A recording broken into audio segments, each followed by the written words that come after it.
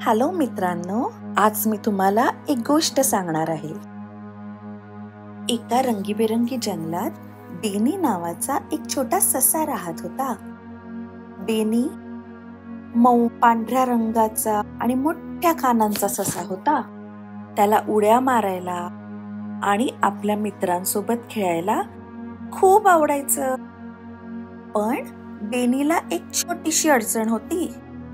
त्याला आपली खेळणी कोणाशी शेअर करायला आवडत नव्हतं। बेनीला मित्र होते, पण त्यांच्याशी पण बेनी आपली खेळणी कधी शेअर करत नसे।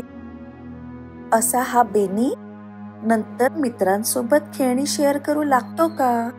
चला तर आता आपण त्याची स्टोरी ऐकूया। एका उन्हाळ्याच्या दिवशी बेनीला एक चमचमीत लाल चेंडू मिळतो। तो त्याने पाहिलेला एकमेव मोठा चेंडू असतो। त्यामुळे बेनी खूप आनंदी होतो आणि तो चेंडू स्वतःकडे ठेवून घेतो।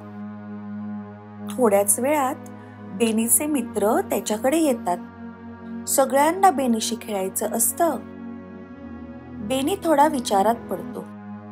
त्याला तर चेंडू स्वतःसाठीच हवा असतो, पण आता त्याला एकट्याला खेळायला कंटाळा येऊ लागतो। मग त्याला आठवतं की मित्रांसोबत खेळण्यात किती मज्जा असते। तो थोडा विचार करतो आणि त्याच्या मित्रांना म्हणतो, मित्रांनो, तुम्हाला माझ्या चेंडूने खेळायचं आहे का? त्याच्या मित्रांना खूप आनंद होतो।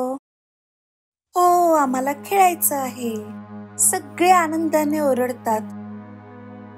चेंडू शेअर केल्यामुळे बेनीला खूपच आनंद होऊ लागतो। सगळे एकामागून एक चेंडू उडवून खेळायला सुरुवात करतात। ते खूप हसतात, खूप मज्जा करतात आणि तासनतास खेळत राहतात। बेनीला लक्षात येतं की खेळणी शेअर केली की खेळ अजून मजेशीर होतो।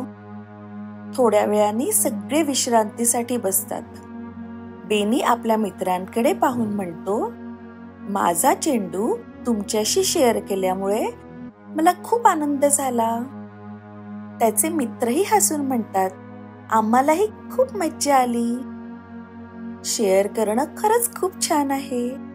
बेनीला मनातून खूप छान वाटतं।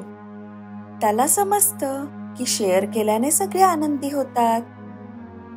त्या दिवसानंतर बेनी नेहमी आपली खेळणी मित्रांशी शेअर करू लागतो, कारण त्याला कळतं की मित्रांसोबत खेळणं एकटं खेळण्यापेक्षा खूप छान आहे आणि त्यामुळे त्याचे मित्र त्याच्यावर अधिक प्रेम करायला लागतात।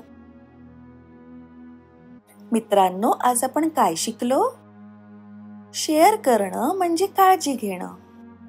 आपण शेअर करतो तेव्हा आपल्या मित्रांना आनंद होतो आणि एकत्र खेळताना अजून मज्जा येते। गोष्ट आवडली असेल तर अशाच छान छान गोष्टींसाठी आपण पुन्हा भेटू। Bye bye.